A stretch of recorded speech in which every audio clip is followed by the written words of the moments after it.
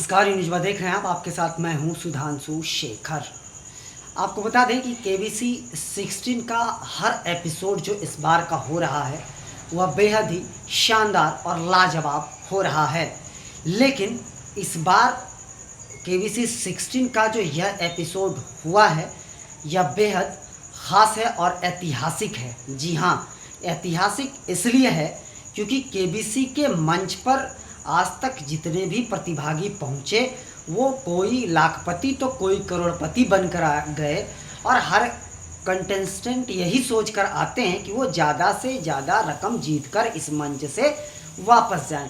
लेकिन इस बार एक ऐसा प्रतियोगी मंच पर अमिताभ बच्चन के सामने विराजमान हुए जिन्होंने बीच में ही खेल को क्विट कर लिया और वो वापस चले गए। जी हाँ, इतिहास में मुझे लगता है यह पहली बार हुआ है कि कोई प्रतियोगी मंच से क्विट करके वो चला गया हो।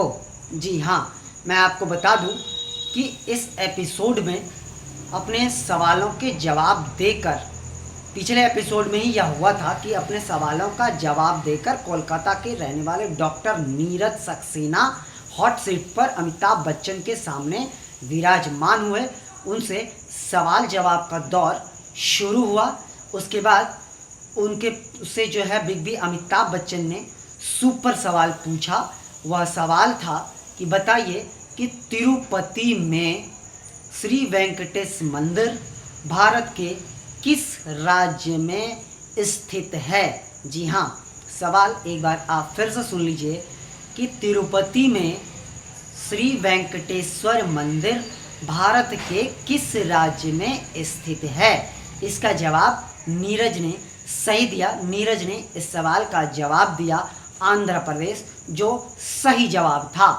उसके बाद नीरज अगला पड़ाव यानी 20,000 रुपये के लिए नीरज से बिग बी अमिताभ बच्चन ने सवाल पूछा कि बताइए कि स्विट्जरलैंड के लॉर्डन ओलंपिक म्यूजियम में अभिनव बिंद्रा से जुड़े किस वस्तु को रखा गया है।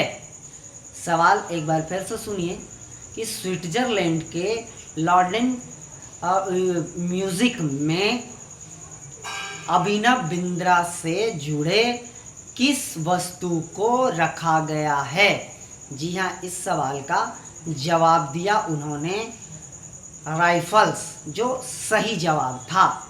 इसके बाद वो अगले पड़ाव पर पहुंच गए। 20,000 जीतने के बाद नीरज ने अपनी कई महत्वपूर्ण कहानियां अमिताभ बच्चन को सुनाई, जिसे सुनकर अमिताभ बच्चन भी काफ़ी खुश नज़र आए और वो हैरान भी हुए। नीरज ने अमिताभ बच्चन को बताया कि वो JSI यूनिवर्सिटी के प्रो चांसलर हैं।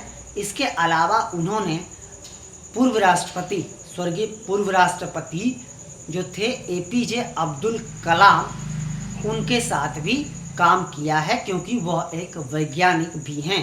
काफ़ी प्रतिभाशाली व्यक्ति नीरज सक्सेना हैं, ये इसमें कोई दो राय नहीं है। उसके आगे जब सवाल पूछा जाता है उनसे 80,000 रुपये के लिए अमिताभ बच्चन ने नीरज से सवाल पूछा कि बताइए कि वाल्मीकि रामायण में कौन राजा दशरथ से भगवान राम को जो है अपने यज्ञ को राक्षसों से बचाने के लिए उनके साथ आने की अनुमति मांगी थी। जी हाँ, सवाल थोड़ा अटपटा है, आप फिर से सुन लीजिए। सवाल ये था कि वाल्मीकि रामायण में कौन राजा दशरथ से भगवान राम को उनके यज्ञ को या राक्षसों से बचाने के लिए उनके साथ आने की अनुमति मांगी थी। यानी देखिए, सवाल सीधा सा था कि रामायण में किसने राजा दशरथ से भगवान राम को जो है उनके साथ लाने को कहा था राजा दशरथ से, ताकि उनका यज्ञ जो है राक्षसों से बचाया जा सके। तो इस सवाल का जवाब उन्होंने पब्लिक ओपिनियन, पब्लिक पोल लेकर ज़रूर दिया, लेकिन सही जवाब दिया। उन्होंने सही जवाब दिया ऋषि विश्वामित्र, जो सही जवाब था। इसके बाद वो 80,000 रुपया जीत गए। उसके बाद वो अगला पड़ाव 1,60,000 रुपये के लिए पहुंच गए। 1,60,000 रुपये के लिए जो बिग बी ने उनसे सवाल किया वो आपको मैं बता रहा हूं। अमिताभ बच्चन ने नीरज से पूछा कि बताइए बिग सूफ 2024 में किस यूरोपीय देश के प्रधानमंत्री बनेंगे। हालांकि इस सवाल का जवाब देने के लिए नीरज ने जो है वो फोनो फ्रेंड का इस्तेमाल किया और उन्होंने जवाब भी दिया। इसका सही जवाब था नीदरलैंड। इसके बाद ही वो 3,20,000 के सवालों पर पहुंच गए। 3,20,000 सवाल के भी उन्होंने जवाब दिए। उसके बाद उन्होंने बिग बी अमिताभ बच्चन से कहा कि सर एक निवेदन है। बिग बी ने पूछा क्या? तो नीरज सक्सेना ने कहा कि सर एक निवेदन यह है कि मैं अब इस क्विज गेम से क्विट करना चाहता हूँ। यह सुनकर बिग बी अमिताभ बच्चन हैरान हो गए कि हर आदमी यहाँ आता है, कोई लाख रुपए जीतने, कोई करोड़पति बनकर जाता है, लेकिन यह आदमी गेम को बीच में ही छोड़कर क्यों जाना चाहता है।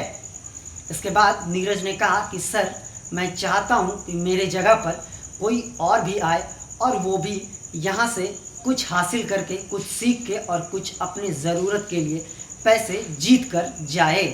अमिताभ बच्चन यह बात सुनकर उनका बहुत ही चौंक गए और इसके बाद अमिताभ बच्चन चुपचाप सिर्फ उनका मुंह देखने लगे और नीरज बिग बी अमिताभ बच्चन को सिर्फ मुस्कुराते हुए देखते हुए ही रह गए। इसके बाद बिग बी ने कई ढेर सारी बातें नीरज से करी और उसके बाद अंत में अमिताभ बच्चन को उन्हें अलविदा कहना पड़ा। लेकिन दाद देना चाहिए नीरज की कि हर व्यक्ति केबीसी के मंच पर कुछ लेने आता है, ज़्यादा से ज़्यादा पैसे जीतने आता है, लेकिन नीरज सक्सेना केबीसी के इतिहास में पहले ऐसे व्यक्ति बने जिन्होंने खेल को सही जवाब देते हुए भी उन्होंने खेल को बीच में छोड़ दिया और वो चले गए। जी हाँ, फिलहाल के लिए बस इतना ही। मुझे दीजिए इजाज़त और आप अपना बहुत ज़्यादा ख्याल रखिए और हमारे चैनल को लाइक, शेयर और सब्सक्राइब अवश्य कीजिए और यह एपिसोड आप ज़रूर देखिएगा कि कितनी इंटरेस्टिंग यह एपिसोड है। जी हाँ, फिलहाल के लिए बस इतना ही। धन्यवाद।